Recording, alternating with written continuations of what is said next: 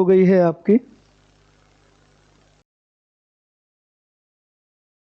हाँ, क्लास शुरू हो गई है। आर्टिकल 20 ही पढ़ना है ना हम लोगों को। अनुच्छेद 20 मौलिक अधिकार पढ़ रहे हैं हम लोग, फंडामेंटल राइट्स। और फंडामेंटल राइट्स के अंतर्गत आज हम लोगों को पढ़ना है आर्टिकल 20। आर्टिकल 20 की हेडिंग है दोष सिद्धि से संरक्षण।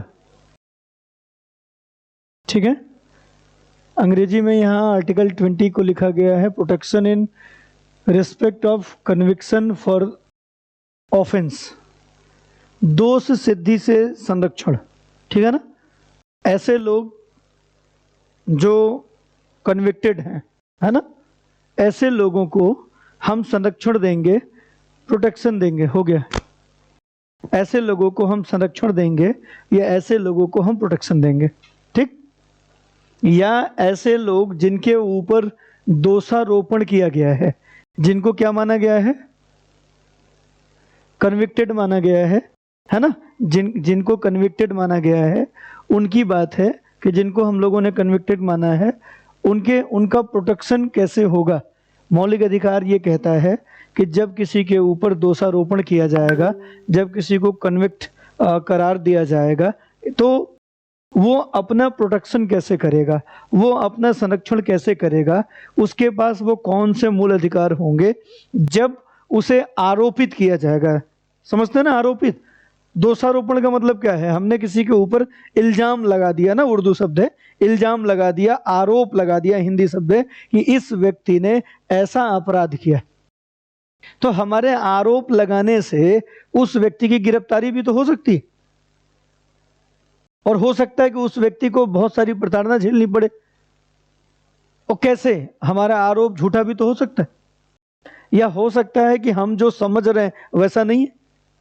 दोनों ही हो सकता है ना, हमारी समझ भी कमजोर हो सकती है, या हमें जो दिख रहा है वो अधूरा दिख रहा है, ऐसा भी हो सकता है। तो ऐसी स्थिति में जब हमें या हमारे ऊपर या किसी व्यक्ति को इस तरीके से दोषी घोषित करने की बात की जाएगी, तो उस दौरान जब तक वो दोषी नहीं हो गया है, करार नहीं दिया गया, जब तक प्रूफ नहीं हो जाता, उस बीच उसके पास कौन से प्रोटेक्शन होंगे, है ना, उस बीच उसके पास कौन से प्रोटेक्शन होंगे जब उसके ऊपर दोष लगाया गया होगा, जब उसको कन्विक्ट किया गया होगा, तो उसको प्रोटेक्शन के लिए कौन कौन से राइट्स हैं। तो आर्टिकल 20 की जब हम लोग बात करेंगे तो यहाँ पर कुल 3 क्लाज हैं।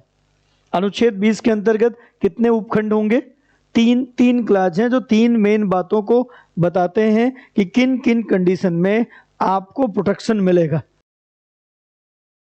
पहला है कि किसी भी व्यक्ति को तब तक दोषी नहीं माना जाएगा जब तक उसने चल रहे किसी कानून का उल्लंघन न किया हो। ठीक है, जब तक वो किसी चल रहे कानून का उल्लंघन नहीं करता है तब तक उसे क्या नहीं माना जाएगा, दोषी नहीं माना जाएगा। ठीक है ना, दोषी नहीं माना जाएगा जब तक वो चल रहे किसी कानून का उल्लंघन नहीं करता है, तब तक उसे दोषी नहीं माना जाएगा। ठीक है, ये रहा अपने पास ब्लैंक पेज। आप इसको जब पढ़ेंगे तो वही 3 बातें आपको यहाँ पर लिखी मिलेगी, जो 3 बातें मैं आपको बताना चाह रहा हूँ। पहली बात है आर्टिकल 20 का फर्स्ट, आर्टिकल 20 का फर्स्ट 20 का 1 है ना, 20 के 1 में क्या लिखा है, 20 के 1 में लिखा है कि किसी भी व्यक्ति को तब तक दोषी नहीं माना जाएगा। दोषी को क्या कहते हैं, कन्विक्ट, है ना। किसी भी व्यक्ति को तब तक दोषी नहीं माना जाएगा जब तक उसने किसी चल रहे कानून का उल्लंघन न किया हो। मतलब कोई एग्जीक्यूशन में जो कानून है, ऐसा कोई लॉ जो एग्जीक्यूशन में है, अगर उसका वायलेंस किया होगा, उसको तोड़ा होगा, तब तो दोषी होगा, तब तो वो कन्विक्ट होगा। लेकिन अगर उसने किसी एग्जीक्यूशन में जो लॉ है उसका वायलेंस नहीं किया है, तो ऐसा व्यक्ति फिर कन्विक्टेड नहीं माना जाएगा, ऐसा व्यक्ति दोषी नहीं माना जाएगा तब तक, है ना। ऐसा व्यक्ति तब तक दोषी नहीं माना जाएगा जब तक उसने किसी एग्जीक्यूशन के रूल को न तोड़ा, किसी एग्जीक्यूटेड लॉ का वायलेंस न किया हो तब तक वो दोषी नहीं है। हिंदी में अगर आप लिखेंगे तो लिखोगे किसी भी व्यक्ति, एक बात और ध्यान रखिए, किसी भी पर्सन की बात हो रही है। किसकी बात हो रही है? किसी भी पर्सन की। पर्सन में हमने व्यक्ति की बात की ना, किसी भी व्यक्ति को, है ना, एनी पर्सन, मतलब आर्टिकल 20 किसको प्राप्त है? व्यक्ति को। व्यक्ति में कौन कौन आता है? एक तो नागरिक आता है, सिटीजन, और दूसरा अनागरिक आता है, मतलब विदेशी। फॉरेनर और सिटीजन दोनों ही आते हैं पर्सन में, इसलिए आर्टिकल 20 पर्सन को प्राप्त है। जबकि 19 किसको प्राप्त था? केवल नागरिकों को, ओनली सिटीजन ना। ठीक है, तो किसी भी व्यक्ति को तब तक दोषी नहीं माना जाएगा, तब तक दोषी नहीं माना जाएगा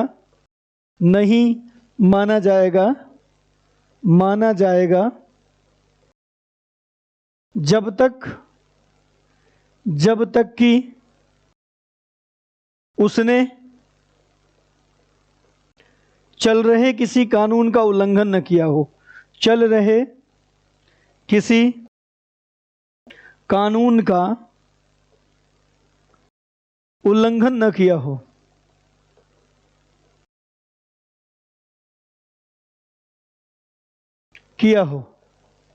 ठीक है, आप लोग ट्रांसलेट कर लेंगे, क्योंकि मैंने आपको बताया यहाँ पे कि कोई भी व्यक्ति, कोई भी पर्सन तब तक कन्विक्ट नहीं माना जाएगा जब तक उसने एग्जीक्यूशन में चल रहे किसी लॉ का वायलेंस न किया हो।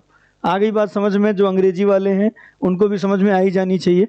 ठीक, ये ना तो हिंदी वालों को समझ में आया ना अंग्रेजी वालों को, जब तक हम इसमें क्या नहीं जोड़ेंगे? एग्जाम्पल। जब तक हम उदाहरण नहीं जोड़ेंगे तब तक ये बात आपको समझ में नहीं आएगी कि इसका इंपॉर्टेंस क्या है। आर्टिकल 20 के फर्स्ट का उदाहरण के लिए जैसे मान लो कि कोई भी ऐसा कानून है जो एग्जीक्यूशन में आया नहीं है। उदाहरण के लिए आप लोग बैठे ही हो, हमारी क्लास देखना, कोई अपराध तो है नहीं? अपराध है? कहीं कानून बना अमरेंद्र पांडे सर की क्लास देखना अपराध है, आपको 1 साल तक की सजा हो सकती है? ना, नहीं बना है। बन भी सकता है, बस मुझे 2-4 वाहियात बातें करनी है ना, 2-4 वाहियात बातें करनी है जो नेशनल सिक्योरिटी से जुड़ जाए या जो सांप्रदायिक सौहार्द से जुड़ जाए, और जैसे ही जुड़ जाएगा वैसे ही एक जीओ पास कर देगी कौन? गवर्नमेंट, कि अमरेंद्र पांडे सर को देखना अपराध है, और जो भी इनको सर्च करता हुआ या देखता हुआ पाया गया उसको 1 साल की सजा हो जाएगी। ठीक, ऐसा हो सकता है, ये मेरे हाथ में। लेकिन अभी आप देख रहे हो ना मेरी क्लास, अभी आप बैठे हो, अभी आप देख रहे हो, अभी जो मेरी आप क्लास देख रहे हो, और कल से ऐसा कानून बन जाए कि अमरेंद्र पांडे सर की क्लास देखना, कौन सा दंड होगा? सिगरेट पीने पे कौन सा दंड लगता है? दंडनीय अपराध होगा, है ना। अमरेंद्र सर की क्लास देखना दंडनीय अपराध होगा, और इसमें 1 साल तक की सजा हो सकती है। अब पता लगा कि ये तो क्लास लाइव है, 1-2 बार कैमरा हमने सब तरफ घुमाया, जितने लोग देख रहे हैं सबकी रिकॉर्डिंग मेरे पास पड़ी है, सबका नाम पड़ा है यहाँ पे। दीपक देख रहे हैं, अतुल देख रहे हैं, रमेश देख रहे हैं, महक देख रहे हैं, है ना, और क्या नाम है, पत्रिका देख रही हैं, प्रतिका, पता नहीं नाम नहीं ले पाए, प्रतिका, है ना, ये देख रही हैं। अब तो इन सारे लोगों को तो दंड हो जाएगा, सजा हो जाएगी 1 साल की, क्योंकि आज का तो है। लेकिन ध्यान रख लो, मैं कह रहा हूं कि कल से ऐसा कानून बने। कानून कब से बने? कल से। कल तारीख कौन सी है? नहीं पता किसी को। कल 13 तारीख है, 13/9/2022। ठीक है, और आप आज कौन सी क्लास देख रहे हैं? 12/9/2022। अब देखिए, ये कानून यही कह रहा है कि आप जब वायलेंस करेंगे, आपके ऊपर आरोप लगाया जाएगा कि आपने कोई कानून तोड़ा है, तो वो कानून एग्जीक्यूशन में होना चाहिए। चल रहा कानून, अब आपने 12 तारीख को मेरी क्लास देखी और 12 तारीख का प्रूफ है गवर्नमेंट के पास कि आप अमरेंद्र पांडे को देख रहे थे, लेकिन कानून कब से बना? 13 तारीख से। कानून एग्जीक्यूशन में कब से आ रहा है? 13 से। तो क्या आप दोषी हैं? क्या आप कन्विक्टेड हैं? क्या आपको कन्विक्टेड मान लिया जाए? नहीं। क्यों? क्योंकि आपने जब मेरी क्लास देखी तब वो अपराध था ही नहीं। अपराध वो तब होगा जब आप किस दिन मिलोगे? 13 को। 13 को जो जो क्लास देखता मिलेगा उसको 1 साल की सजा दे सकती है न्यायपालिका, लेकिन जिसने 12 को देखी उसको 13 के आधार पर सजा मिलेगी? नहीं मिलेगी। तो कोई भी कानून जब तक एग्जीक्यूशन में नहीं होगा तब तक आप तोड़ ही नहीं सकते ना। और आप पे आरोप लगाया जा रहा है कि ये भी अमरेंद्र पांडे सर की क्लास देखते थे, ये भी, जितने दिनों ने मुझे देखा सबको गिरफ्तार कर लेंगे। नहीं ना, जिन्होंने 13 से देखा उसको गिरफ्तारी होगी और जिन्होंने 13 से पहले देखा उनकी गिरफ्तारी नहीं होगी। कि होगी? क्योंकि उन्होंने एग्जीक्यूशन में कोई लॉ का वायलेंस नहीं किया, वो चल रहे किसी कानून को नहीं तोड़ रहे। अब आपने फोटो पोस्ट की बढ़िया सिगरेट पीते हुए, धुआं बिल्कुल छल्ला बन के निकल रहा था, गोल गोल वाला नहीं, ऐसे उंगली करके ऐसे देख सकते हैं। देखा छल्ला कभी बनाने वाला? नहीं। और बिल्कुल आप छल्ला बना के धुआं निकाल रहे हो स्टाइल में, और पीछे क्या लिखा? Charbagh railway station, Delhi railway station, है ना? पीछे आपके एक बोर्ड लगा हुआ है जिस पे लिखा हुआ दिल्ली रेलवे स्टेशन। नहीं। अब पता लगा कि फेसबुक पे आपने पोस्ट करी थी और फेसबुक पे 2-4 पुलिस वाले भी आपके मित्र रहे होंगे, और मित्र कब शत्रु बन जाए कोई भरोसा नहीं। भाई फेसबुक पे जुड़ा था तो फेसबुक फ्रेंड ही तो हुआ। हम लोग फेसबुक पे जुड़े आदमी को क्या मानते हैं? फ्रेंड। और सबसे ज्यादा दुश्मन कहाँ पाल रखते हैं हम लोग? अच्छी कभी हंसी वाली फोटो नहीं देखो, डालो, नजर लग जाएगी, और नजर लग गई तब आपका जीवन बड़ा, है ना? इसीलिए जितने भी बड़े लोग हैं वो मैक्सिमम चीजें शेयर नहीं करते। जितनी ज्यादा प्रसन्नता जिसके पास है और जितना ज्यादा शेयर करेगा, थोड़ी दिन बाद तलाक हो जाएगा। देखा हम लोगों ने टीना डाबी अतहर का, कहा था मत इतना पब्लिश करो। नहीं, कब किसकी कौन सी नजर लग जाए, बुरी नजर नहीं। अगर कल वाला रहे किसी को पता ना चले, ऐसा हो ही नहीं सकता। भगवान सब देखता है, कल वाला है कि आज वाला, है ना? आजकल, पहले हम लोग कहते थे कि भगवान की नज़र से डरो, आजकल ऐसे उठाओगे नज़र तो सामने एक लगा रहेगा। आजकल भगवान की नज़र से भी बच सकते हो लेकिन कैमरे की नज़र से नहीं, है ना? कल वाला नहीं, अब छोड़ दो, एज्यूम नहीं करते ना। कल वाला तो डेट भी तो पता है ना, सब कुछ तो पता है कौन सी डेट है। आजकल जब भी कोई चीज़ शूट करोगे, वीडियो में फ़ोटो खींचोगे, तब पर भी उसके डिस्क्रिप्शन में डेट हो जाती है। डेट ही नहीं, टाइम सेट हो जाता है, तो वो कठिन काम है ना, ये छुपाना कि कब का है कब का नहीं है। ठीक, चले। तो आपने फोटो डाली और सिगरेट पीते हुए धुआं निकल रहा है आपके मुंह से, पीछे लिखा है दिल्ली रेलवे स्टेशन। अब उसमें एक आध पुलिस वाला होगा, उसने कंप्लेन कर दी आपके खिलाफ कि ये देखो ये पब्लिक प्लेस पे धूम्रपान कर रहा है, और हमारे यहाँ कानून बना हुआ है कि पब्लिक प्लेस पे धूम्रपान करना दंडनीय अपराध है ना? देखा नहीं देखा? अब पता लगा कि उसने आपके फेसबुक से आपका एड्रेस निकाला और आपके घर पुलिस आ गई। अब आपको बुला रही है कि आओ चलो, तुमको गिरफ्तार किया जा रहा है क्योंकि तुमने दंडनीय अपराध किया है। तुमने दिल्ली रेलवे स्टेशन पे क्या करा है? धूम्रपान किया। ठीक। अब ये जो कानून धूम्रपान का बना है, ये कानून बहुत पुराना तो है ना? कितना पुराना होगा? 5 साल 6 साल, 2010 में मान लो बना होगा। तो आपने जो वो फोटो ली थी वो 2010 के पहले ली थी, 2009 में। अब अभी देख रहे थे तो एक दिन अच्छा लगा तो आपने पोस्ट कर दी। सामने वाले को क्या लगा कि इसने अभी पोस्ट करी है, 2-4 दिन की फोटो होगी। अब उसने आपको गिरफ्तार करने के लिए वो घर आ गया। अब आप उसको बताते हो कि भाई साहब ये जो फोटो है, ये फोटो 2009 की है और ये पोस्ट मैंने अभी करी। तो मैंने जो धूम्रपान किया था वो 2009 में किया था, तब पब्लिक प्लेस पे धूम्रपान करना एक गर्व की बात मानी जाती थी, एक भौकाल की बात मानी जाती थी। तब दंडनीय अपराध नहीं था।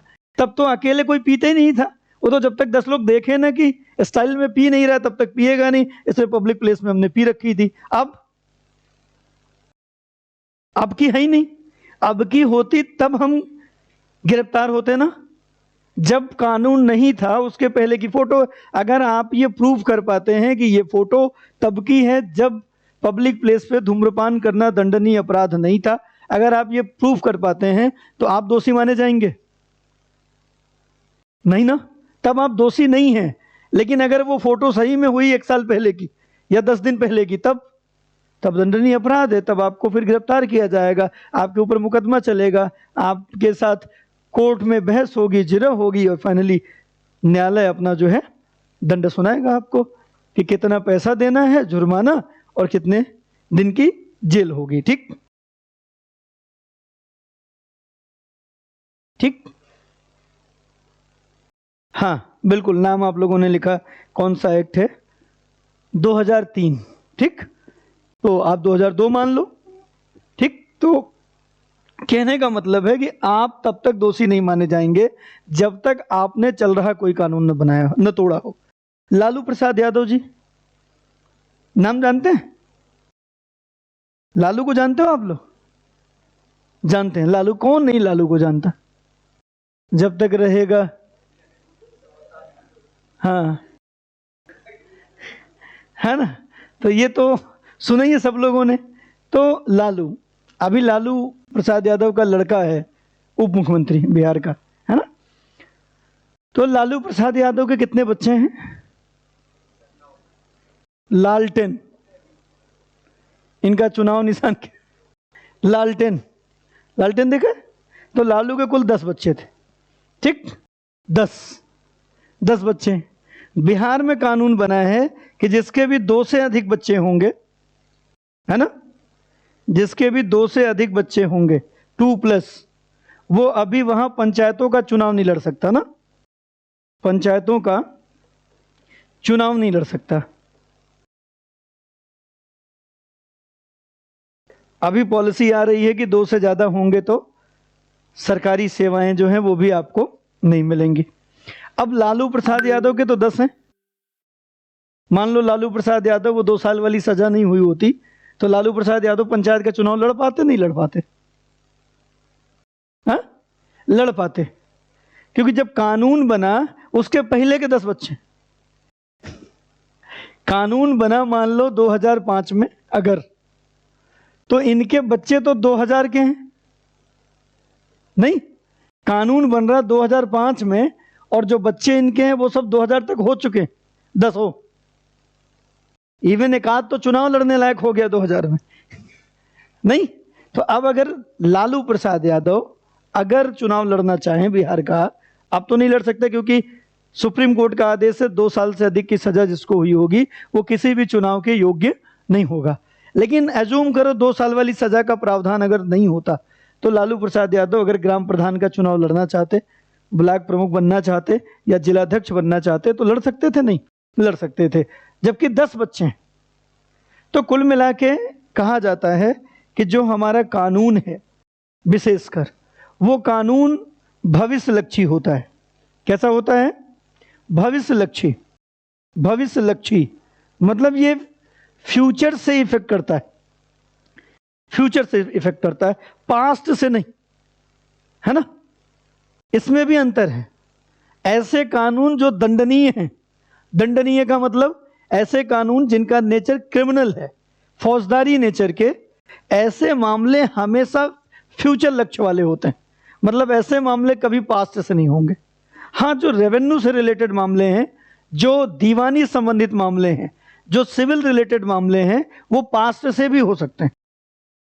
ऐसे मामले पास्ट से भी लागू हो सकते हैं, लेकिन हमेशा क्रिमिनल मामले फ्यूचर लक्ष्य के होते हैं, बाद के। तो लालू प्रसाद यादव के बच्चे कितने भी हों, अगर वो सब कानून बनने के पहले के हैं तो लालू प्रसाद यादव को चुनाव लड़ने से रोक नहीं सकते। भाई पहले नहीं दिक्कत, पहले नहीं बात थी ना।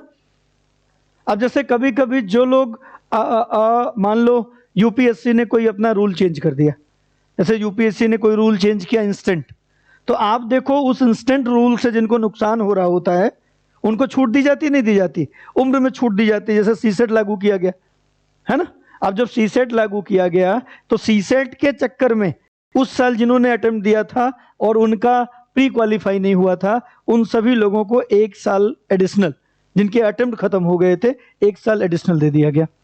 ठीक है ना। तो इस तरीके से हमेशा जो कानून है वो भविष्यलक्षी होता है, भूतलक्षी नहीं होता। तो यहाँ पर भी जो कानून आर्टिकल 20 का फर्स्ट होगा, किसी भी व्यक्ति को तब तक दोषी नहीं माना जाएगा जब तक उसने चल रहे किसी कानून को न तोड़ा हो। एग्जीक्यूशन में किसी लॉ का वायलेंस किया है तो वो दोषी है, और अगर उसने किसी एग्जीक्यूशन के रूल को वायलेंस नहीं किया है तो वो दोषी नहीं है। ऐसा आप समझ सकते हैं कि फिर वो दोषी नहीं है। ठीक है ना, फिर वो दोषी नहीं है। ठीक, चले अगला आर्टिकल लिख लीजिए, आर्टिकल 20 का 2, 20 का 2, 20 का 2,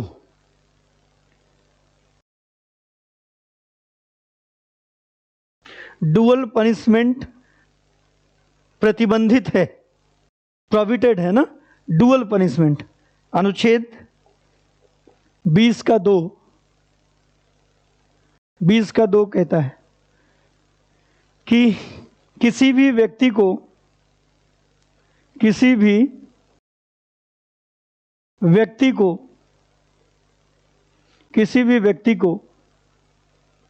एक ही अपराध के लिए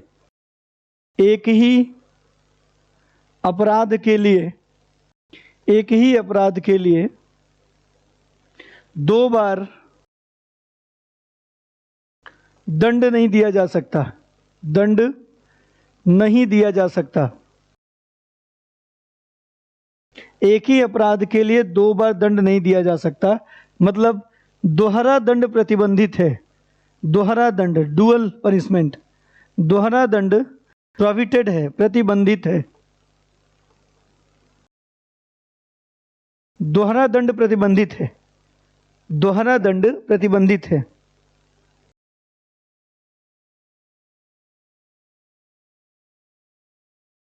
हाँ ठीक है, मैं समझ रहा हूं। दोहरा दंड प्रतिबंधित है, डुअल पनिशमेंट प्रोहिबिटेड है, आर्टिकल 20 का 2। क्या होता है दोहरा दंड? क्या होता है दोहरा दंड?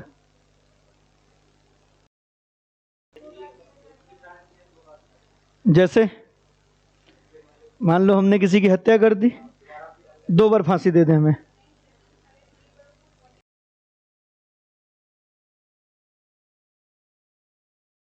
अच्छा, और कुछ बताएं, दोहरा दंड बताएं आप लोग, डुअल पनिशमेंट क्या हो सकता है? कमेंट बॉक्स खुला हुआ है, बताएं।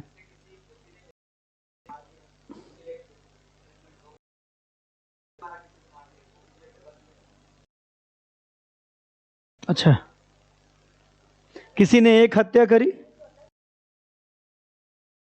किसी ने 2 हत्या करी, 2 पनिशमेंट। जैसे हमने एक मूवी देखी थी, मिथुन चक्रवर्ती था हीरो उसमें, है ना, देखा था ना। उसमें क्या होता है कि जो मिथुन चक्रवर्ती होता है वो गांव में होता है, फिर गांव से वो शहर आता है और फिर कुछ बात फंसती है, फिर गुंडे उसे मार देते हैं जान से। एक मिथुन चक्रवर्ती तो मर गया। फिर उसी का एक डबल रोल होता है, फिर उसको कोई देखता है, फिर उसको वो समझ के उसके गांव ले जाता है। गांव में फिर उसको पता लगता है ना। तो जो पहले वाले की पत्नी रहती है, बच्चे रहते हैं, वो उसको अपना पति और अपना पापा समझता है, जबकि मिथुन को पता है मैं तो वो वाला हूं नहीं। फिर वो पता लगाने का प्रयास करता है, तो पता लगता है कि कुछ गुंडों ने उसे मार दिया है।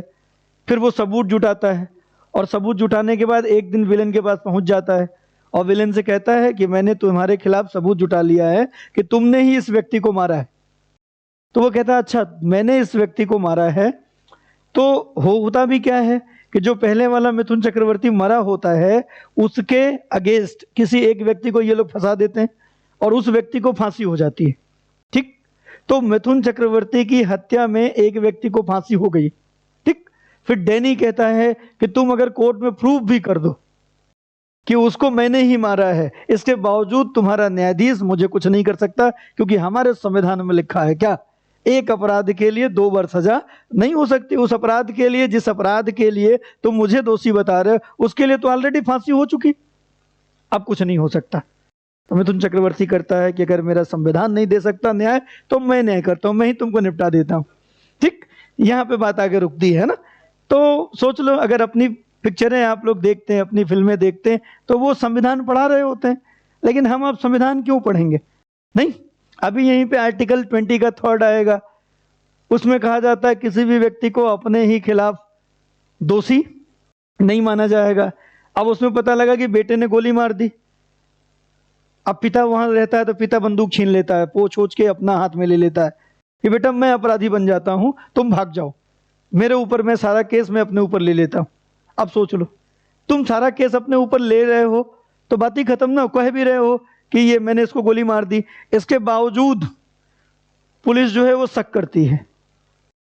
अच्छा, फिर जांच पड़ताल न्यायिक प्रक्रिया वैसी होती है जैसे आपने मर्डर न किया हो, और उसमें कहीं पेच फंसता है कि उंगली के निशान तो 2 लोगों के दिख रहे हैं, दूसरा वाला कौन था? नहीं। सोचो, बेटे को बचाते बचाते बेटा फंस रहा होता। जब हमने कह दिया कि मैंने ये अपराध किया, बात खत्म हो जानी चाहिए? नहीं, बड़ी तटस्थता है, बड़ी निष्पक्षता है। तो पूरी की पूरी जितनी मूवी है हमारी, वो तो संविधान पढ़ा रही होती है। अभी हम लोग पढ़ेंगे बंदी प्रत्यक्षीकरण, नहीं, उसमें भी सारी दक्षिण भारत की मूवी देखो। नहीं, अभी हम लोग अनुच्छेद 22 पढ़ेंगे, वकील रखने का मूल अधिकार। पता लगता है वकील जाता है, तुरंत छुड़ा के ले आता है, उसको नहीं रोक सकते ना मिलने से। सब पूरे की पूरी संविधान पे तो सारी मूवियाँ बनी है, सारा फिल्म बना है। गुजारिश देखा होगा आप लोगों ने, आर्टिकल 21 पे, इच्छा मृत्यु, मर्सी किलिंग, है ना। तो बहुत सारी मूवियाँ हैं जो संविधान ही पढ़ा रही होती हैं। आर्टिकल 15 देखा ही होगा आप लोगों ने, नहीं देखा? अनुच्छेद 15 नहीं देखा, जरूरत भी नहीं है देखने की। चलिए, काफी लोग लिख रहे हैं एक दोष के लिए 2 बार सजा नहीं होगी, किसी एक ऑफेंस के लिए बार बार पनिशमेंट नहीं होगा। कोई बात नहीं, चलो मैं आप लोगों को कंडीशन देता हूं ना। एक तो यहाँ पे वाइट पेज हमें जल्दी नहीं मिलता, मिल गया। कंडीशन देता हूं, दोहरा दंड। मान लो आपकी गवर्नमेंट जॉब है ना, गवर्नमेंट जॉब है आपकी, और आप पकड़े गए भ्रष्टाचार में, ठीक? आपको घूस लेते हुए पकड़ लिया गया, पता लगा कि आपको नौकरी से निकाल दिया गया, ठीक है? जो भी आपका पीएफ वगैरह था वो सब जब्त कर लिया गया, ठीक? दंड हो गया भाई, नौकरी तो छीन ली आपने, नौकरी ही जीवन है आजकल। दूसरा, जो भी हमारा बनता फंड बनता, हमारे जो बोनस बनते, हमारा जो पीएफ बनता, वो सब भी जीरो कर दिया आपने और निकाल दिया, दंड हो गया। अब मामला कोर्ट में भी भेज दिया, फिर कोर्ट ने हमें भ्रष्टाचार का दोषी पाया और 5 वर्ष की जेल और 50,000 रुपया जुर्माना लगा दिया। एक तो जेल भी, ऊपर से जुर्माना भी, शारीरिक दंड तो दे ही रहे हो, ऊपर से आर्थिक भी डाल दिया। अब बताओ, व्यक्ति दोहरा दंड है नहीं है? बताएं, ये दोहरा दंड है? एक दंड ये, एक दंड ये, और ठीक ठीक देखे तो एक दंड ये भी। दोहरा दंड छोड़ो, यहां पे तो तिहरा दंड है। ये हो सकता नहीं हो सकता है? ये हो सकता है, क्योंकि ये दोहरा दंड नहीं है। ये भले ही आपको दंड दंड दिख रहा है, यहां कुछ भी दोहरा दंड नहीं है, समझो। ये सब एक ही दंड है, एक ही प्रक्रिया के हिस्से। ये जो आपको यहाँ पे नौकरी से निकाला गया और जो जॉब आपकी यहाँ पे जब्त कर ली गई, जिसको आप दंड कह रहे हो, दंड नहीं, ये तो हमारे द्वारा जो एग्रीमेंट किया गया। जब आप गवर्नमेंट जॉब में जाते हो तो आपसे बॉन्ड भरा जाता नहीं भरा जाता? हाँ, इस बॉन्ड में और भी कुछ रहता है, ये तो बात बड़े दूर की है। इसमें तो ये भी रहता है कि अगर आप 1 साल के पहले नौकरी छोड़ते हो तो आपको इतना एज जुर्माना हमें पे करना होगा, क्योंकि आपकी ट्रेनिंग पे खर्चा हो रहा होता ना। और ट्रेनिंग किए और जॉब छोड़ दिए, तब तो सरकार का नुकसान होगा नहीं होगा?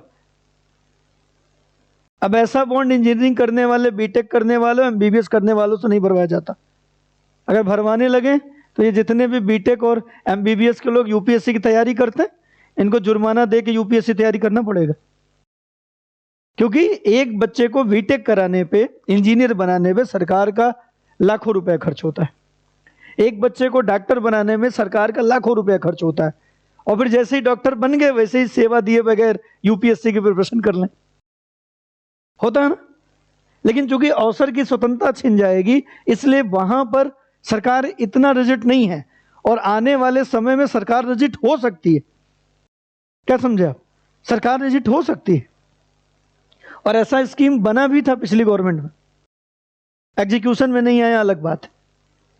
तो आप देखो यहां पर ये जो नौकरी से निकाल दिया गया, ये आपने जब साइन किया था तो उस पर लिखा था, अगर मेरे द्वारा भ्रष्टाचार जैसा कोई कृत्य में अगर मैं लिप्त पाया जाता हूं तो मुझे मेरी नौकरी से निकाला ही जाए, साथ में जितनी भी मेरी सर्विसेज से अर्निंग जो बनेगी वो अर्निंग को जब्त कर लिया जाएगा। आपने ये एग्रीमेंट करके दिया था, तो ये कोई दंड थोड़ी हुआ, ये एग्रीमेंट का था। आपने एग्रीमेंट तोड़ा और एग्रीमेंट का जो परिणाम था वो आपके सामने है, तो ये वाला दंड तो है ही नहीं।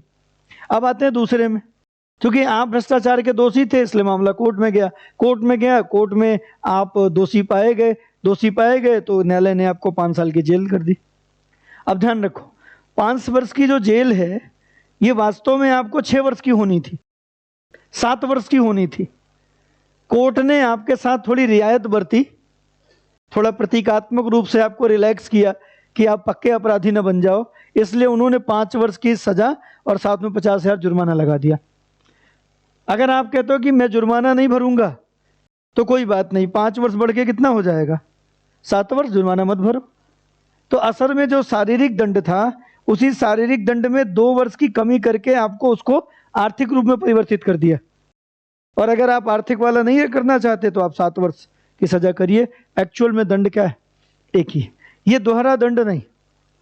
कभी कभी ऐसा लगने लगता है लोगों को कि ये दोहरा दंड है। दूसरा, आप सेना में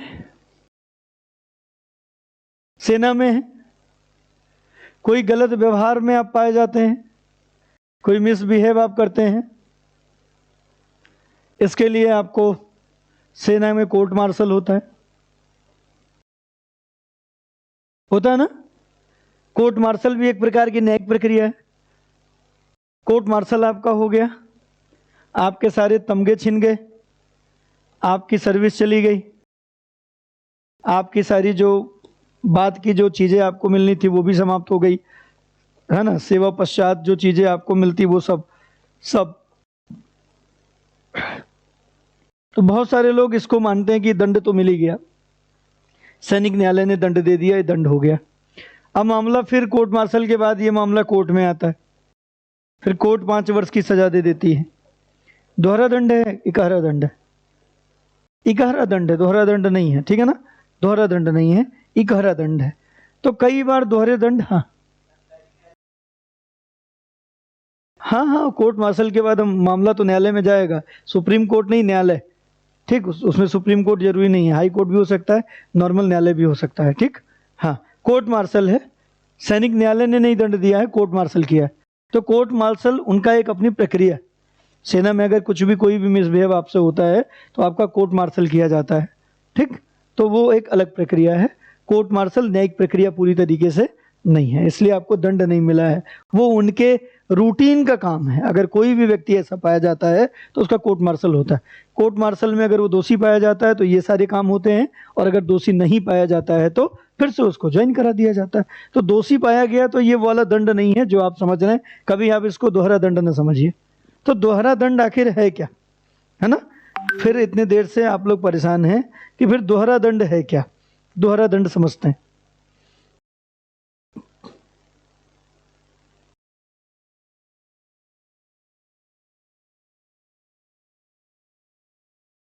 दोहरा दंड,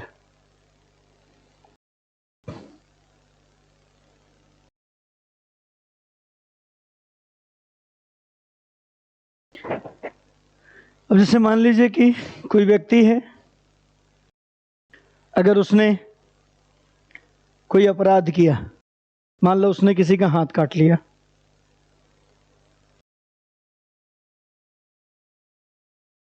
ठीक। हाथ काटने की सजा मिली उसे 3 वर्ष। ठीक, 3 वर्ष उसने जेल में बिताया और जेल में 3 वर्ष बिता के अब बाहर आ गया। पता लगा कि 4 साल 5 साल ये बाहर है। फिर पता लगा कि सुप्रीम कोर्ट ने या हाई कोर्ट ने किसी के हाथ काटने की सजा 10 वर्ष दे दी, है ना। किसी का हाथ काटा किसी ने, उसको 10 वर्ष की सजा हो गई। अब जो 3 वर्ष की सजा जिसको हुई थी, इसके जो विरोधी थे वो फिर कोर्ट जाते हैं और कहते हैं कि भाई साहब हाथ काटने की सजा 10 साल होती है, इसने तो 3 ही साल काटा, इसको फिर से सजा दो, कम से कम 7 साल और दो इसको। 3 साल इसने काटा, इसको 7 वर्ष की सजा और दो। ये दोहरा दंड। उसने सजा काट ली ना, अगर उसने सजा काट ली तो बस काट ली, अब उसके ऊपर ये दूसरी बात लागू नहीं होगी। या कोई कानून ही बन जाता है, कानून में चेंज आ जाता है कि हाथ काटने वालों को 10 साल की सजा होगी, तब पर भी क्या फिर से इसको सजा होगी? नहीं होगी, क्योंकि वो क्रिमिनल केसेस में कानून हमेशा भविष्यलक्षी होते हैं, भूतलक्षी नहीं होते। तो ये दोहरा दंड। अब मान लो किसी ने किसी का एक बार उसने कोशिश की, हत्या की, 307 लगा। दूसरी बार उसने कर दी हत्या, 302 लगा, है ना। बाद में पकड़ा नहीं गया, 4-5 हत्याएं करी उसने, 302 ही तो लगेगा। अब अगर किसी ने हत्या करी है तो उसकी सजा क्या है हमारे पास? या आजीवन कारावास या फांसी, है ना। तो इसने कितनी हत्याएं करी? 5। कितनी बार फांसी होगी? 5 बार। आजीवन कारावास कितनी बार होगा? 5 बार। एक ही बार, है ना। आजीवन कारावास क्या होगा? एक ही बार होगा। अब ऐसा भी नहीं है कि मान लो इसने किसी व्यक्ति का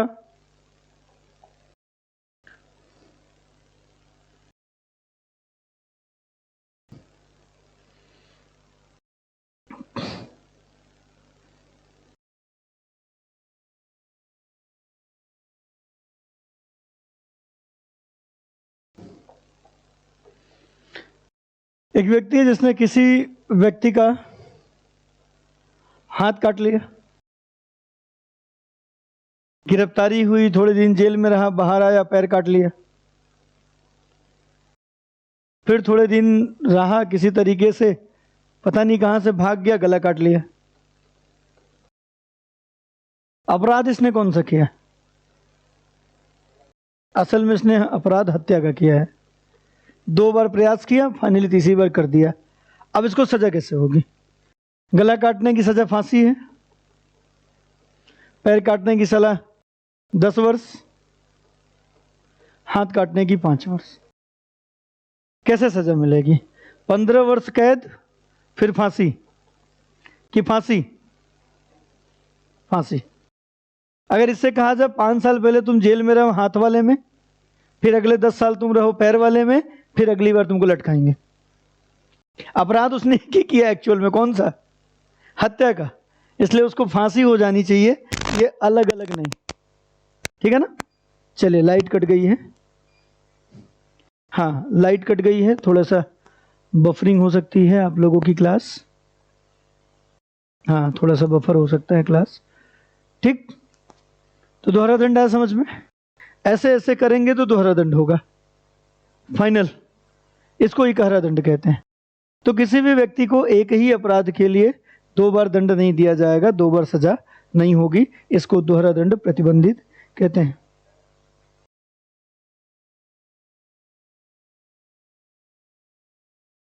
ठीक है।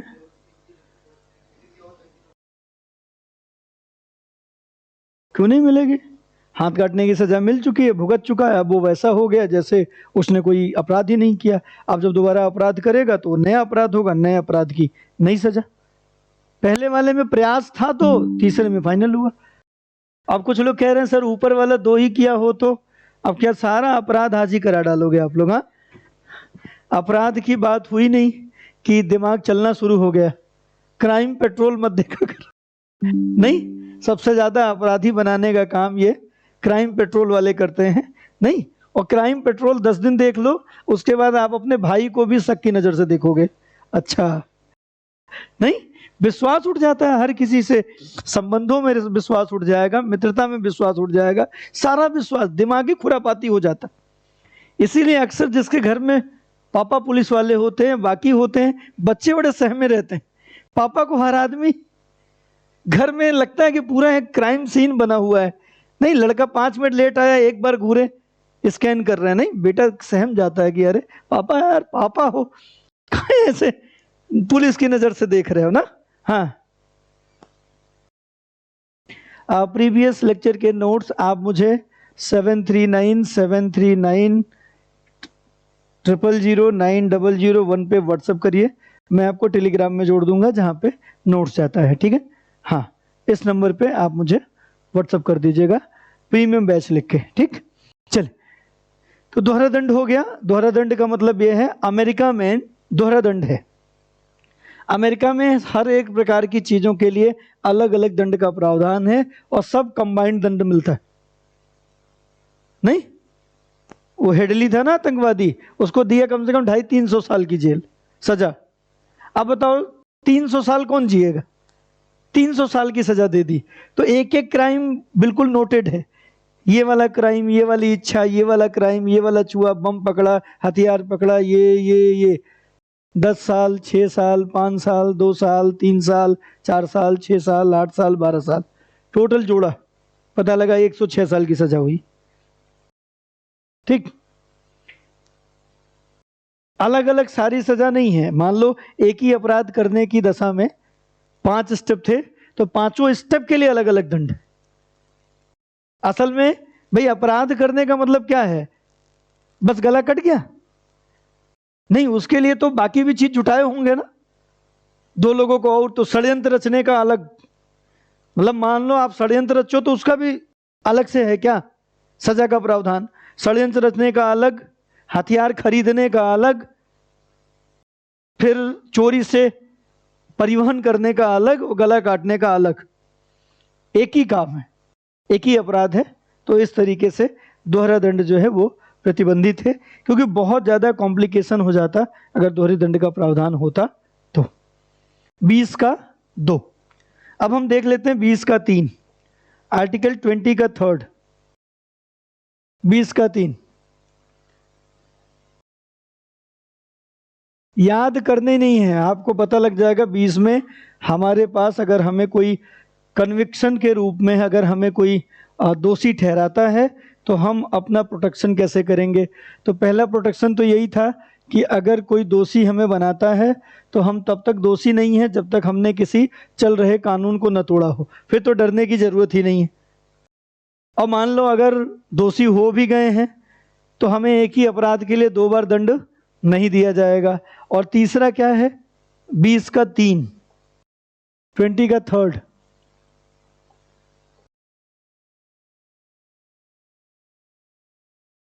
इसमें कहा गया है कि किसी भी व्यक्ति को अपने ही खिलाफ गवाही देने के लिए बाध्य नहीं किया जाएगा, है ना।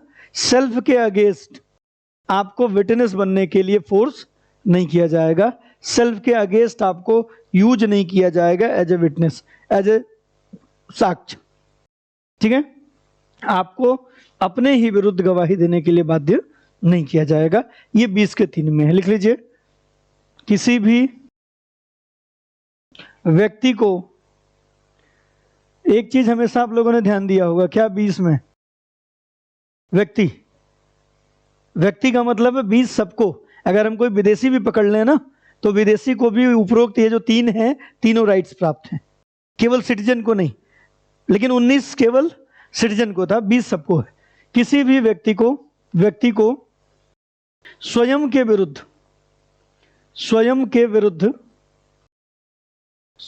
विरुद्ध गवाही देने के लिए, साक्षी बनने के लिए, विटनेस बनने के लिए, गवाही देने के लिए बाध्य नहीं किया जाएगा। गवाही देने के लिए बाध्य नहीं किया जाएगा, बाध्य नहीं किया जाएगा।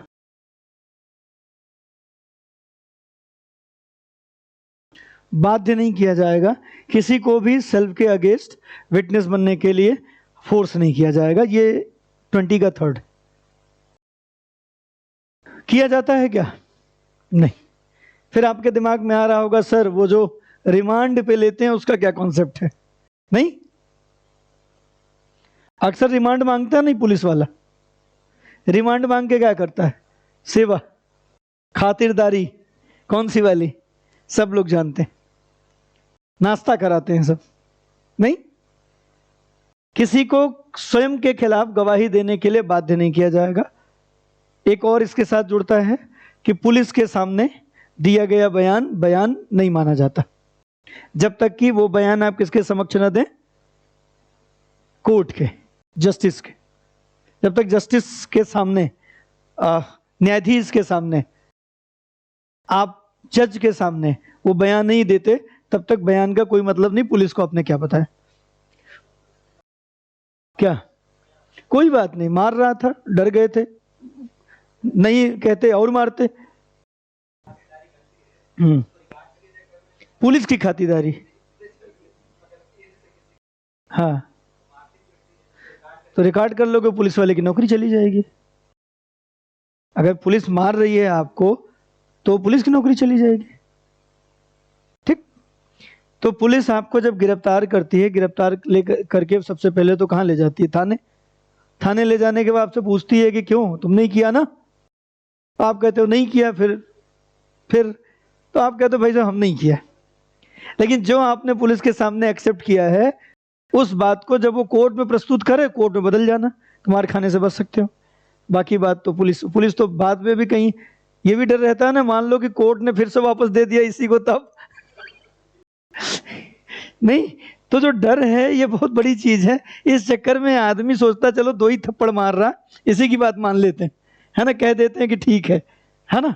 तो यहाँ पे पुलिस जब आपको ले जाती है तो पुलिस आपको प्रताड़ित नहीं कर सकती, पहली बात, है ना। इसीलिए आपके संविधान में एक और कॉन्सेप्ट है 24 आवर का ना।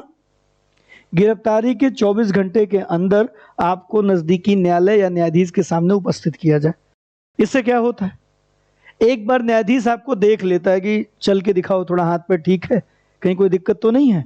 पता लगा अगली बार पुलिस ने मार मार के लाल कर दिया और जब दोबारा आप आए तो लंगड़ा के चल रहे हो, नहीं, और न्यायाधीश ने पूछा तो तुम कहोगे पुलिस ने मारा, पुलिस कहेगी जब पकड़ा था तभी ऐसा था। तो कौन सी स्थिति में पकड़े गए हो ये कम से कम किसको दिख जाए? न्यायाधीश को, कि बाद में क्या हो रहा है वो भी उसको पता रहे। इसलिए जितनी जल्दी हो सके उतनी जल्दी न्यायाधीश के सामने उपस्थित किया जाता है। ठीक? आर्टिकल 20 का 3 कहता है कि किसी भी व्यक्ति को अपने ही खिलाफ गवाही देने के लिए बाध्य नहीं किया जा सकता। मतलब आप पे ये प्रेशर नहीं होगा कि आप एक्सेप्ट करो कि आपने ही किया। इसीलिए हमारे यहाँ अपराधी थोड़े रिलैक्स रहते हैं। नहीं, अपराधी को अपराध से बचने के लिए खुद अपराधी को प्रूफ नहीं करना पड़ता कि वो अपराधी है कि नहीं। ये प्रूफ करने की जिम्मेदारी किस पे चली जाती है? स्टेट पे। राज्य को प्रूफ करना है कि ये अपराधी है। और कितना आसान है, अपराधी से ही पूछ लो। अपराधी कह रहा नहीं बताएंगे, वो ये नहीं कह रहा है कि मुझे पता नहीं, वो ये कह रहा है कि नहीं बताएंगे। अब जब नहीं बताएंगे तब तो बड़ी दिक्कत है, और जब तक वो बताएगा नहीं कि हमने अपराध किया तब तक सजा नहीं होगी।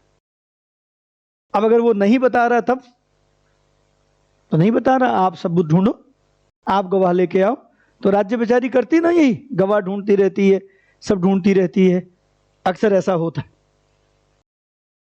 हम लोगों ने देखा विलेन जो है चला जाता है, सीधे जाके गिरफ्तार हो जाता है। पुलिस उसको कहती तुमने किया केस, कहता नहीं किया। क्या बताओ? कहता नहीं बताऊंगा। पुलिस बेचारी परेशान है, वो गवाह सबूत ढूंढे।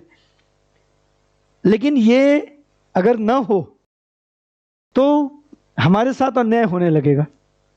इसलिए हमें ये प्रोटेक्शन है कि हमें गवाही देने के लिए स्वयं के विरुद्ध बाध्य न किया जाए। नहीं तो आदमी, पुलिस वाले केस तुरंत ही सुलझा देते, सबको उल्टा लटकाते, नहीं, और सब मान जाते। तो यहाँ पे दिक्कत हो सकती है। इसलिए पुलिस के ऊपर जिम्मेदारी चली जाती है कि आपको छोड़ के बाकी चीजों से वो प्रूफ करे कि आपने ही अपराध किया है। ऐसा ही होता है हमेशा। आपको अपराध करने के लिए, आपको गवाही देने के लिए बाध्य नहीं किया जा सकता। फिर आप कहते हो रिमांड पे लेती है, रिमांड पे लेती है, कहते हैं पूछताछ करेंगे। पूछताछ करने में और भी कुछ करते हैं, ऐसी ऐसी जगह मारते हैं कि कोई टूटे उठे ना, नहीं, अब पैर के तलवे पे मारते हैं, सोच लो टूटेगा कुछ, दर्द बहुत होता है। ठीक, तो रिमांड पे जब वो लेते हैं तो वो आपसे पूछते हैं, आपसे ये नहीं पूछते हैं कि आप कबूल करो कि तुमने ही अपराध किया, वो ये पूछते हैं कि लाल वाली डायरी कहाँ है। क्या पूछते हैं? कि वो जो तुम लेके रखते थे लाल वाली डायरी का, लैपटॉप का पासवर्ड क्या? नहीं, लैपटॉप का पासवर्ड पूछ रहे होते हैं। हथियार कहां फेंका, कहां फेंका, ये 6 बार कॉल जिसपे किया है ये किसका नंबर है, ये पूछ रहे होते हैं। कि ये पूछ रहे होते हैं कि तुमने अपराध किया, स्वीकार करो, नहीं। और लाल वाली डायरी पूछना और लैपटॉप का पासवर्ड पूछना स्वयं के खिलाफ गवाही देने के लिए बाध्य करना नहीं है। ठीक है, क्या समझे? लाल वाली डायरी पूछना या लैपटॉप का पासवर्ड पूछना ये स्वयं के खिलाफ गवाही देने के लिए बाध्य करने में नहीं आता है, तो आपको ये बाध्य किया जाता है। ठीक, न कि दूसरी वाली बात कि खुद तुमने अपराध किया, एक्सेप्ट करो। ठीक है, तो ये वाली बात यहाँ पे पूछी जाती है, आपको नहीं। लेकिन हमने कहा कोई भी आर्टिकल जो है निरपेक्ष नहीं, आत्यंतिक नहीं है, एब्सोल्यूट नहीं है। यहाँ पे कह दिया गया कि स्वयं के खिलाफ गवाही देने के लिए बाध्य नहीं किया जाएगा, इसका मतलब ये नहीं है कि हर परिस्थिति में नहीं ही किया जाएगा। अगर ऐसा मालूम पड़ता है, ऐसा प्रतीत होता है कि अब आपके अतिरिक्त अन्य कोई ऐसी व्यवस्था नहीं बची है जिससे हम ये प्रूफ कर सकें कि अपराध आपने ही किया है, और अब पूरा पक्का विश्वास है कि केवल आप ही एकमात्र ऐसे हमारे पास प्रूफ हो जिससे प्रूफ हो सकता है कि अपराध आपने ही किया है, ऐसी परिस्थिति में फिर कंप्रोमाइज होगा और न्यायालय की विशेष अनुमति पे फिर आपके खिलाफ ही आपको यूज किया जाएगा, मार मार के नहीं।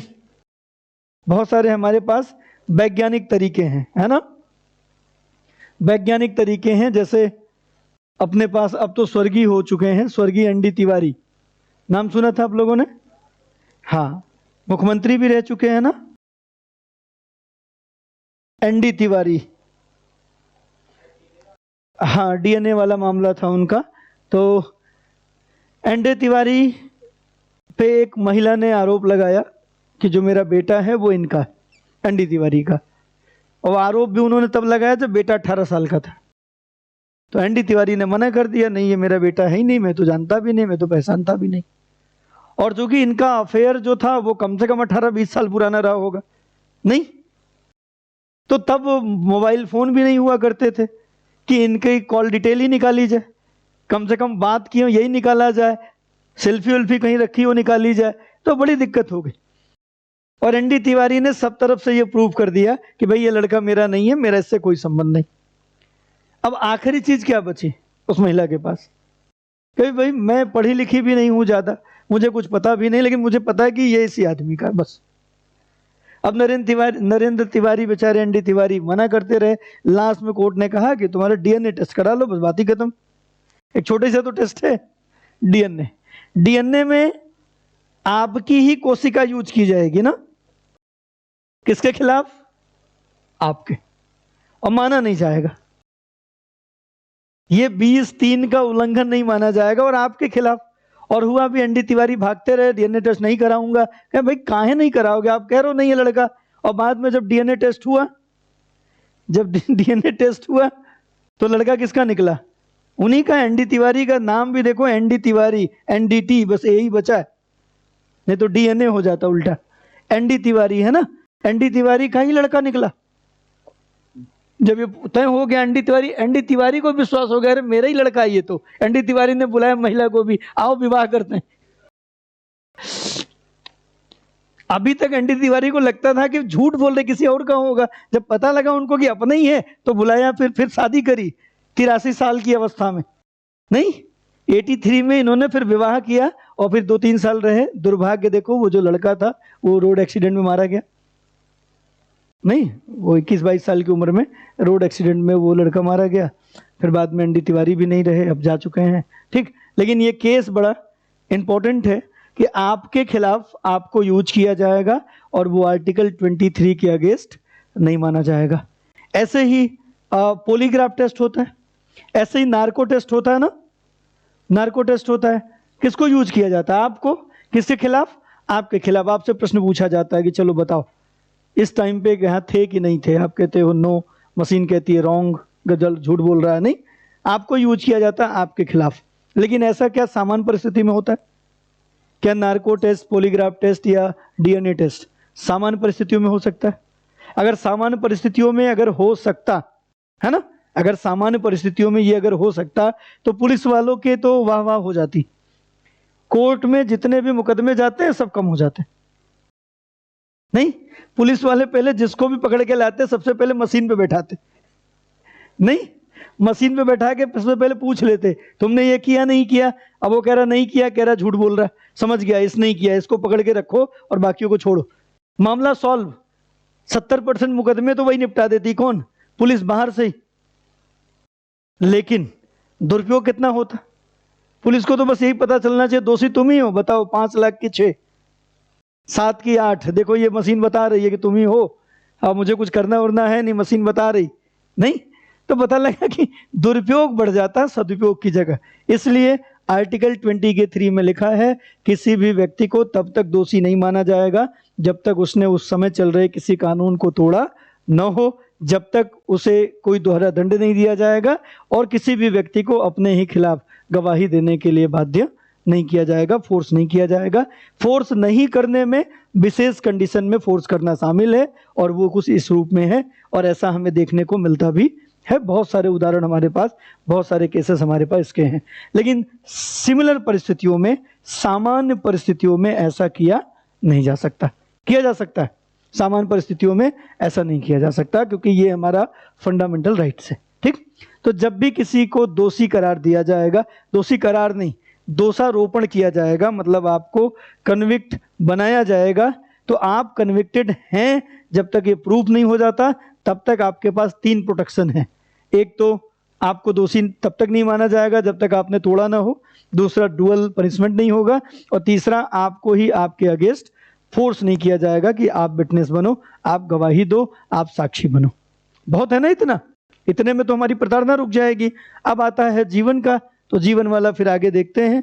अगला आर्टिकल है आर्टिकल 21, अनुच्छेद 21, पूरे संविधान का सबसे इंपॉर्टेंट आर्टिकल और फंडामेंटल राइट्स का भी सबसे इंपॉर्टेंट आर्टिकल, जो आपके पर्सनल लिबर्टी, जो आपके पर्सनल लिबर्टी का मतलब होता है हमारे शरीर से संबंधित स्वतंत्रता, है ना, शरीर से संबंधित स्वतंत्रता।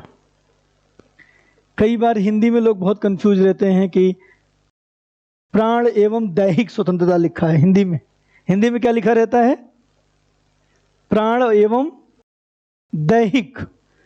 ये दैहिक जुड़ता है पर्सनल लिबर्टी से, है ना। दैहिक का मतलब होता है देह, देह का मतलब होता है शरीर, शरीर से संबंधित जो स्वतंत्रता हमारी है ये पर्सनल लिबर्टी होती है। और life, protection of life and personal liberty, Hindi में कहते हैं प्राण एवं दैहिक स्वतंत्रता। अनुच्छेद 21 की हेडिंग क्या है?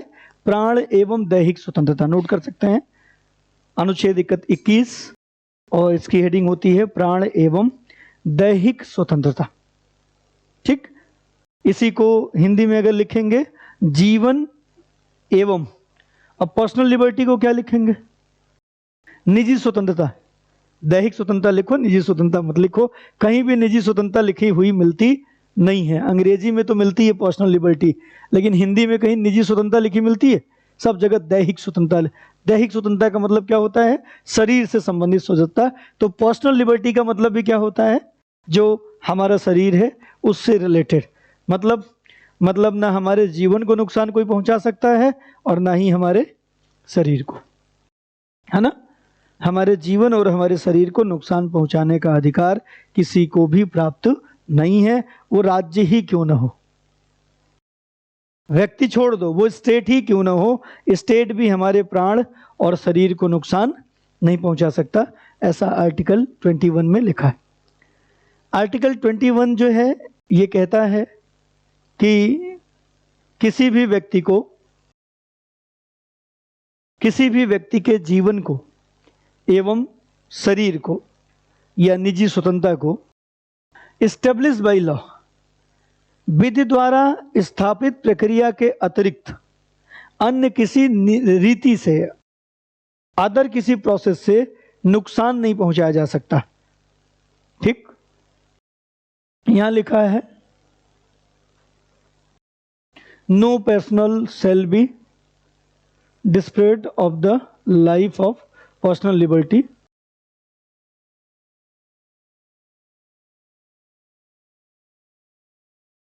ये है एस्टेब्लिश बाय लॉ की बात हम लोग करते हैं।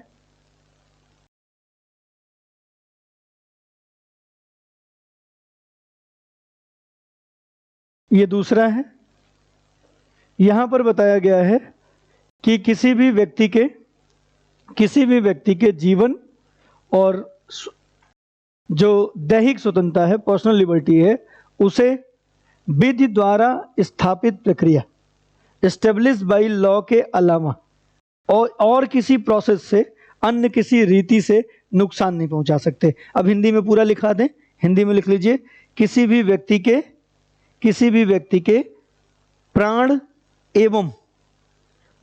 एवं शारीरिक स्वतंत्रता को, प्राण एवं शारीरिक स्वतंत्रता को विधि द्वारा स्थापित प्रक्रिया के अलावा अतिरिक्त, विधि द्वारा स्थापित प्रक्रिया के अतिरिक्त, एस्टेब्लिश बाय लॉ के अतिरिक्त अन्य किसी रीति से नुकसान नहीं पहुंचाया जा सकता। अदर प्रोसेस से उसको डेंट नहीं किया जा सकता, उसको नुकसान नहीं पहुंचाया जा सकता, अन्य किसी रीति से नुकसान नहीं पहुंचाया जा सकता। मतलब अगर इसको सीधा पढ़ें तो ये कह रहा है कि जो व्यक्ति का जीवन है, प्राण है, और जो व्यक्ति की शारीरिक स्वतंत्रता या पर्सनल लिबर्टी है, उसको नुकसान पहुंचाया जा सकता है। कैसे? एस्टेब्लिश बाय लॉ से, विधि द्वारा स्थापित प्रक्रिया से। मतलब जैसा एस्टेब्लिश है वैसे तो नुकसान पहुंचा सकते हैं, लेकिन अदर कोई सिस्टम, अदर कोई प्रोसेस नहीं हो सकता कि उसको नुकसान पहुंचाए। तो वो विधि द्वारा स्थापित प्रक्रिया है क्या? एस्टेब्लिश बाय लॉ क्या है? एस्टेब्लिश बाय लॉ है कि जब कोई अपराध करता है तो सबसे पहले उसको अरेस्ट किया जाए, उसके खिलाफ चार्जशीट दाखिल की जाए, फिर उसको कोर्ट में लाया जाए, फिर कोर्ट में बहस हो, जिरह हो, साक्ष्य प्रस्तुत किए जाएं, और फिर फाइनली जो न्यायालय है वो क्या करे? डिसीजन दे। अगर उस डिसीजन से वो सहमत नहीं है तो वो अलग बेंच में या अपर कोर्ट में करेगा, अपर कोर्ट देखेगी, वो फाइनल सुनेगी और फिर वो फाइनल देगी। तो जब तक ये पूरा संतुष्टि नहीं हो जाती, जब तक ये तय नहीं हो जाता है कि जिसको दंड दिया गया है वो एक्सेप्ट करता है कि हाँ मुझे यही दंड मिलेगा, तब तक उसको वो दंड नहीं होता। और वो एक्सेप्ट हो गया तो उसको फांसी में लटकाना, लटका दिया। ठीक, तो हमें जान से मारना था एक व्यक्ति को, तो जान से कैसे मारेगा राज्य? इसके लिए पहले से क्या? एस्टेब्लिश बाय लॉ है। तो उस हिसाब से तो प्राण को नुकसान पहुंचा सकते हो। फांसी होती हमारे यहाँ नहीं होती। अगर आर्टिकल 21 की बात माने तो 21 यही कह रहा है कि हम जीवन को और शरीर को नुकसान नहीं पहुंचाएंगे। फांसी होती है तो जीवन शरीर को नुकसान पहुंचता नहीं पहुंचता? पहुंचता है, माना जाएगा? नहीं। क्यों? क्योंकि वो एस्टेब्लिश बाय लॉ के द्वारा हुआ। नहीं, अब मान लो कोई व्यक्ति, जैसे किसी ने कोई बड़ा अपराध किया है ना, आप लोगों ने देखा होगा कि आंध्र प्रदेश में नहीं कुछ लोग रेप केस में पाए गए, पुलिस वालों ने पकड़ा, रात को ही गोली मार दी, इनकाउंटर दिखा दिया, बहुत बड़ा देश में हल्ला उठा। एक बात तो ठीक थी कि असल में मारना ही था उनको, नहीं बस होता क्या, गिरफ्तारी होती, फिर न्यायालय में इस तरीके से 1-2 साल लग जाता, और 1-2 साल बाद उनको फांसी होती, तो मारे ही जाते। पुलिस वालों ने तत्काल फैसला कर दिया, था तब पर भी मारना, लेकिन जो पुलिस वालों ने मारा उन पुलिस वालों को सस्पेंड कर दिया गया और उन पे अब केस चल रहा। क्यों? क्योंकि उन्होंने जो किया वो एस्टेब्लिश बाय लॉ नहीं था, है ना। उन्होंने जो किया वो विधि द्वारा स्थापित था, नहीं था? नहीं था। वो विधि द्वारा स्थापित प्रक्रिया नहीं थी। काम उन्होंने भी ठीक किया, राज्य करता वही अपना नुकसान करके 2 साल तक खिलाता पिलाता जिलाता सुरक्षा देता, पता नहीं कितने पैसे खर्च हो जाते। तो निपटा दिया, क्या काम का किया? राज्य हित में किया, लेकिन स्टेब्लिश बाई लॉ नहीं था। तो आप किसी के प्राण को, राज्य भी किसी के प्राण को नुकसान नहीं पहुंचा सकता विदाउट स्टेब्लिश बाई लॉ। तो विधि द्वारा जो स्थापित है उससे तो पहुंचाया जा सकता है, अदर कोई तरीका नहीं हो सकता। इसीलिए देखो कसाब को भी पकड़ा हम लोगों ने, पकड़ा था, कसाब को नहीं पकड़ा था। अब विकास दुबे वाले केस में भी देखो पुलिस वाले पे इंक्वायरी बैठी, आज तक चल रहा है ना। अब गाड़ी सही पलटी है तो ठीक है, गाड़ी सही पलटी है बस ठीक है। हाँ, इनकाउंटर भी देख लो, जब होता है तो स्टेब्लिश बाई लॉ नहीं, इनकाउंटर करने से पहले आदेश होते नहीं होते, उनके एनकाउंटर के आदेश होते हैं, पूरा प्रोसेस हो चुका होता है कि ऐसे लोग समाज के लिए दुश्मन है, खतरा है, और ऐसे लोगों को जीने का कोई अधिकार नहीं है, जहां मिले वहीं साफ कर दो। स्टेब्लिश बाई लॉ कि पुलिस वाला बस ऐसे जहां देखे मन किया किसी को मार दिया गोली, बताया अपराधी था, चलेगा? नहीं। यहां तो पुलिस वाले गोली चला भी नहीं सकते, सामने अपराधी खड़ा हो तब पर भी कहा जाता है पैर में गोली मारना। और कितने बढ़िया निशानेबाज हमारे पुलिस वाले, एक तो उनकी चलती नहीं, चल भी गई तो कहाँ चली जाएगी पता नहीं, है ना, ऊपर से कह रहे पैर में गोली मारना है। उनको तो सामने पूरा शरीर हो तब तो मार नहीं पाएंगे सीधे, और कह रहे पैर खोज के मारो, ठीक। तो स्टेब्लिश बाई लॉ नहीं मार सकते ना, नहीं। स्टेब्लिश बाई लॉ प्राण एवं निजी स्वतंत्रता, जो आपकी पर्सनल लिबर्टी है, उसे नुकसान नहीं पहुंचाया जा सकता। मतलब राज्य हमारे जीवन की गारंटी लेता है।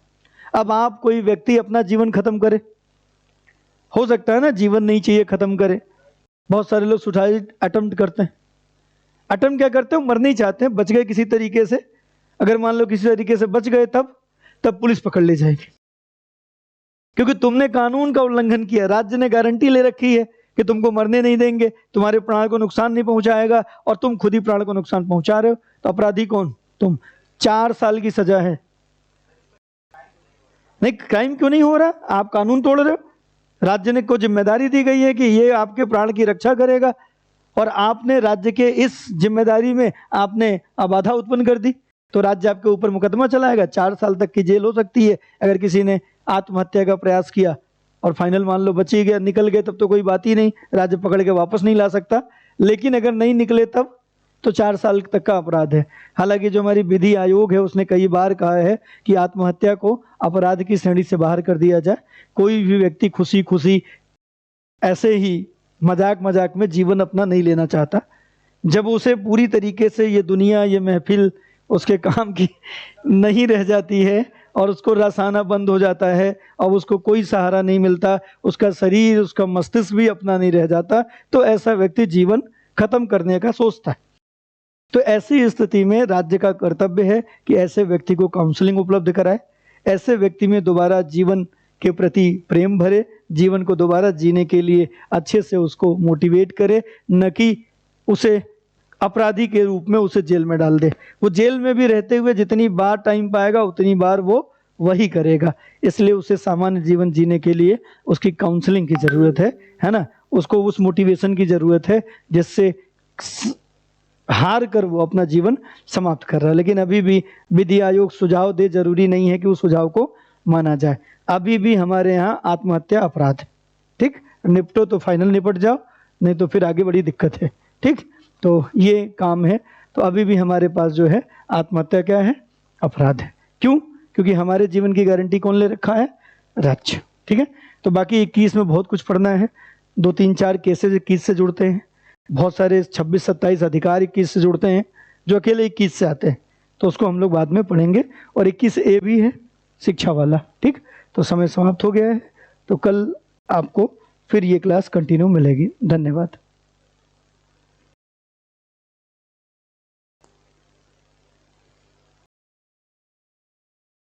हाँ, 21A से